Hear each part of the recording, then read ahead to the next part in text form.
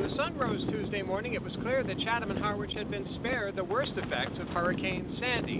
While elsewhere, the storm caused more than a dozen deaths and left millions without power, the Lower Cape suffered only short-lived power outages and coastal flooding. Preparations for the coastal storm began days before its arrival, with mariners hauling their boats out for the season ahead of schedule. By Sunday, most of the harbors were in good shape. I sent out various notices to all the boat owners to start thinking about preps. Haul your boats if you can. If not, make sure that you're in a good location. I've been working with all the boats in the harbor, trying to make sure they're berthed in a proper place and helping folks haul out and secure. Obviously, we're concerned about the surge a little bit. I think this high tide at noon here, we're going to be fine. My main concern is the midnight high tide coming up. My concern really are whether those floats go above the pilings. You know, right now, if you look at high tide mark and the distance we have to top of some of those piles, we're looking at about 5 or 6 foot. So if we have a 4 or 5 foot surge, then I start getting pretty concerned. But those concerns proved unfounded. By the time Monday night's high tide arrived, winds had weakened and no longer contributed to the storm surge on Southside harbors like Saquatucket. But in Chatham Harbor, northeast winds caused 25-foot swells at the harbor entrance and large breakers in the harbor. While there was erosion on the shoreline, Cowyard and Cochpinicket Town Landing sustained little damage.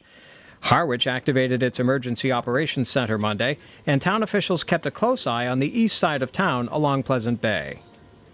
The biggest concerns are obviously public safety. With the high winds, we are expecting significant power losses. And with that power loss not only comes inconvenience, but danger as well. So we are concerned about downed power lines and the danger of the public being out, and our public safety officials as well. We are also concerned with the upcoming high tide, roughly at 1:30 this afternoon, that there will be a washout over some of our roads in the Pleasant Bay area, Lower County Road, the typical places in town that are prone to flooding. We expect that there will be some flooding. Those concerns were warranted. Sustained 35 to 40-mile-an-hour northeast winds helped mount a storm surge that sent swells from Pleasant Bay flooding across Route 28. Meanwhile, 125 miles southeast of Hatteras, North Carolina, a different drama was playing out. The tall ship Bounty, a replica of the original, used for sea education programs, began taking on water in the teeth of the hurricane Sunday evening. Aboard that ship was Jess Hewitt of Harwich, a paid crew member. Bring a basket in the cabin.